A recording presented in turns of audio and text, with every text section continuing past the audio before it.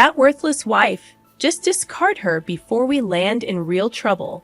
As soon as they assumed I was asleep, my husband and his mother underwent a complete shift in their attitudes. Initially leaving home under the pretext of safeguarding their assets, they shamelessly returned, unleashing chaos. When I confronted them with reality, my name is Daisy, 30 years old, engaged to Brad after a 5-year courtship, living with his parents, the true nature of my husband and his mother became evident. Despite our initial agreement to purchase our own house after having our first child, almost 2 years had passed, and we were still residing with his parents.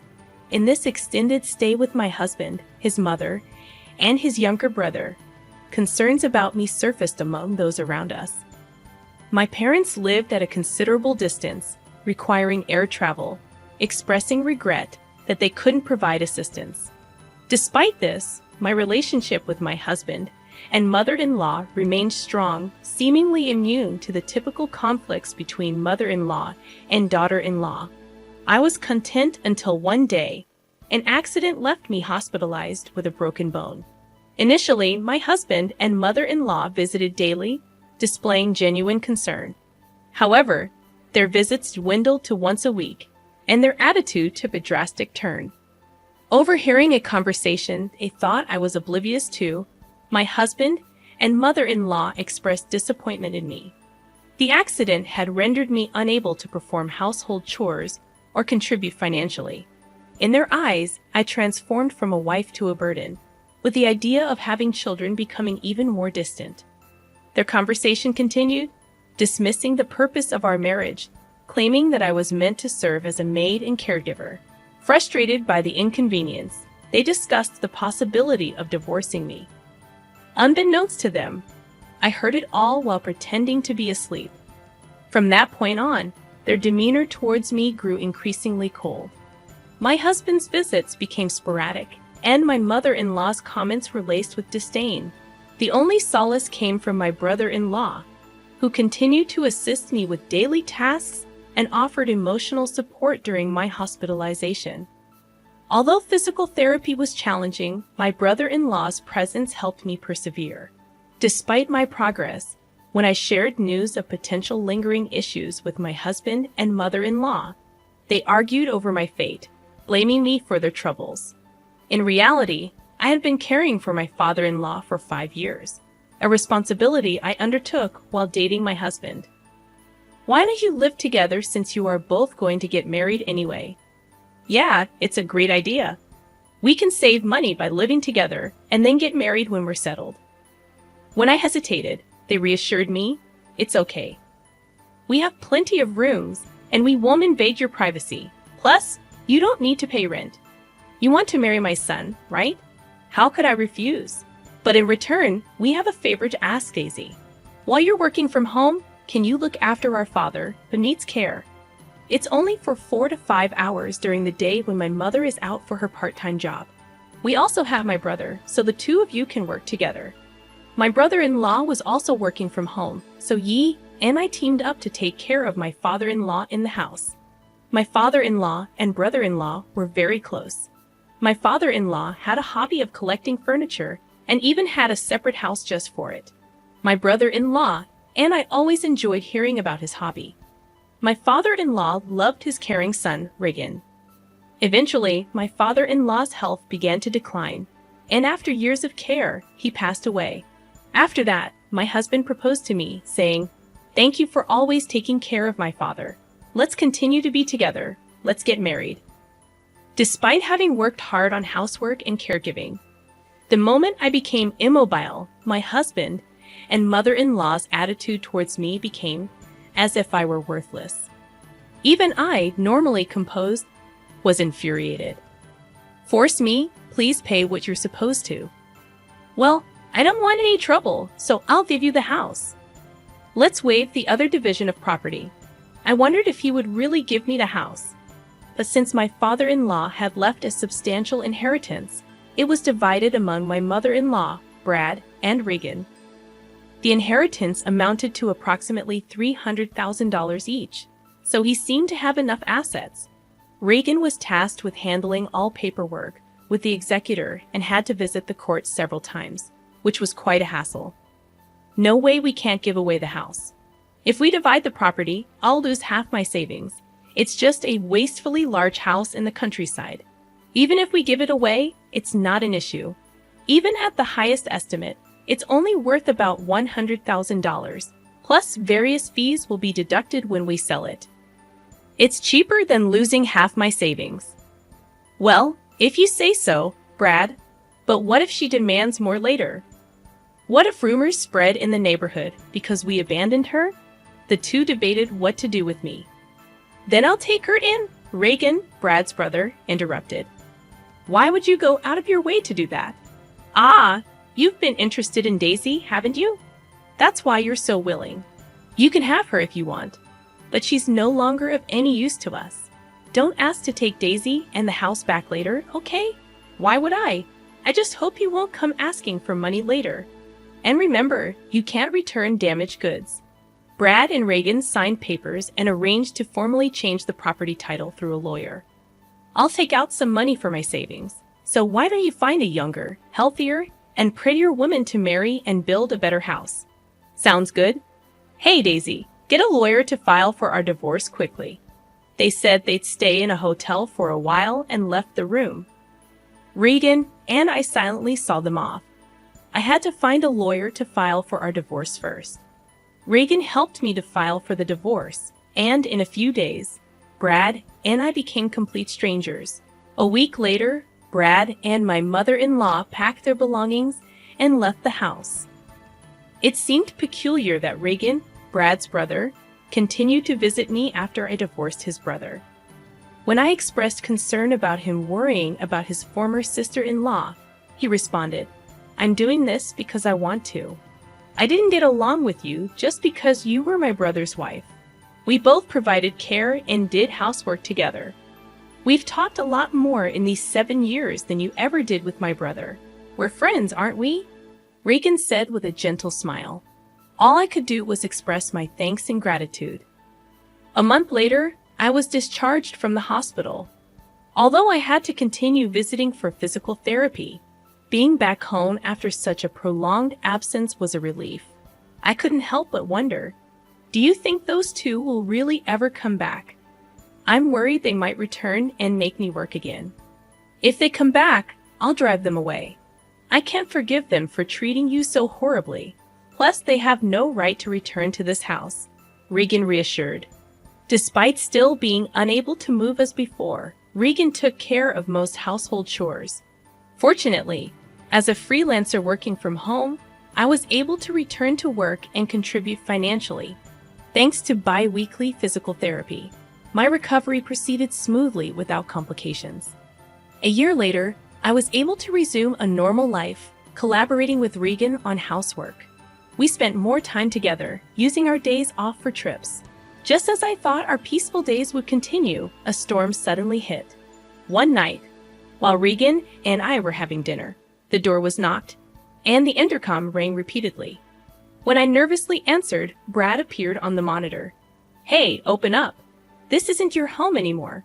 State your business and leave," I firmly said as I opened the door, surprised by Brad's unexpected arrival. "What do you want? Why do I have to put up with such an attitude just for coming home?" Brad said, entering without hesitation. "I'll be living here again from today. Oh, I'm hungry. Hey, Daisy, give me some food," he ordered, disregarding the changed dynamics. "Cut it out. Why are you here?" I asked, bewildered. Brad explained. "Well, I've spent almost all my money. My mom will be here soon too, so leave the door unlocked." Remaining silent, I heard him say, "Oh, you're all healed up, huh? That's great. Let's get back together. You must have had a hard time without me," as he persisted in his mistaken belief. He approached me with a disgusting familiarity, and the sheer audacity of his actions made me feel sick. "Stop it. I divorced you, and I don't care about you anymore. Don't get cocky. You've been living on my money all this time, and you can't do anything but housework." "Just shut up and do as I say," Brad shouted at me. Just then, the door opened, and his mother arrived, criticizing the unlocked door as careless. "What's going on?" She's been getting cheeky, so I was giving her a bit of education. She's grown thick-skinned in the year we've been away, Brad explained. Once again, Brad and his mother began to make themselves at home, acting as if it were the most natural thing in the world. I had had enough. This isn't your home. I'm calling the police. Oh yeah, about that. This house was originally in your father's name, right? So that means the heir, including my mother, makes our agreement null and void, doesn't it? Brad shouted, making an unreasonable claim. You promised to give me the house. If you're nullifying that, then everything about the division of property should be nullified as well. Give me half the savings. Sure, but I don't have it anymore. Didn't I tell you earlier? I've squandered it all. I quit my job, spent it all on booze, fun investments, you name it, Brad admitted, shocking me with the unbelievable revelation. I also have some debts with consumer finance, about $20,000. I guess you can pay for me, he continued. Initially, I thought he was lying, but his mother confirmed it. I can't lend you that much money. I'm not asking you to lend it. I'm telling you to pay it. I'm not giving you any money. I'm calling the police, I declared. As Reagan dialed the police to report the situation, Brad began wreaking havoc in the house, breaking the precious furniture that had been my father-in-law's keepsake. His mother joined in, destroying the furniture and laughing as she did so, something so terrible that it tarnished the memory of my father. About 10 minutes later, when the police arrived, I explained the situation to them. This is quite a mess. Let's hear your side of the story, one officer said. What's wrong with me breaking things in my own house? That's right. We're just crushing things we don't need. What's the problem? Brad argued, leaving the police unsure of how to respond. Reagan stepped in, clarifying that the house had never belonged to Brad and his mother. It was under my name. When the police seemed uncertain how to respond to this revelation, Reagan explained that our father-in-law had left a will, and the house was mine from the beginning. Brad and his mother stood dumbfounded. So this isn't your property then? The police asked. Hold on, but I'm her ex-husband. We're like family, so she'll forgive me, right? Brad pleaded. Don't make me laugh. You're a stranger. Once you're an ex, I don't even know you. You were in contact with another woman before our divorce was finalized and treated me like a maid. If not you, then who? I retorted. No, that's not what happened. I was just going along with what my mom said. She ordered me to do all this, Brad claimed. His mother confirmed that Brad had been trying to marry a young woman after our divorce, according to her information. He also quit his job to start his own business, but it failed within just a month. Despite having money, Brad was rejected by lenders and became reckless, engaging in irresponsible behavior such as playing and gambling, claiming he had money to spare. He admitted to having almost no money left, and it seemed that his financial situation was indeed dire. You brought this upon yourself. All this is Brad's fault, I asserted, despite their previous condescending attitudes towards me. They both desperately pleaded for forgiveness, attempting to shift the blame, but this was truly ridiculous. No, I won't forgive either of you. And this isn't something from the past, is it? You were treating me like a servant until a moment ago. Not leaving when I asked you to leave is illegal. And since the furniture collected by my late father-in-law is now mine, you'll need to compensate me for that. But all right, we will compensate you. Just please don't get the police involved. You wouldn't want me to go to jail, would you? They pleaded. Unmoved, I responded. I actually don't care at all. By the way, we're married. It turned out I was married to my former brother-in-law, Reagan. It hasn't even been a year, and you've moved on to another man, my own brother at that. What are you talking about? You moved on before you were even divorced, didn't you? You wouldn't return Daisy to me, no matter how many times I asked. Stop clinging to the past already. Brad was left speechless. I don't care anymore. I'll pay for whatever damages there are. How much for my idiot husband's junk? Well, if we calculate roughly, about $100,000. The furniture that my father-in-law had collected was all high-end pieces made by famous designers. I explained. Brad and his mother, who had no interest in these items, seemed to have believed they were just junk.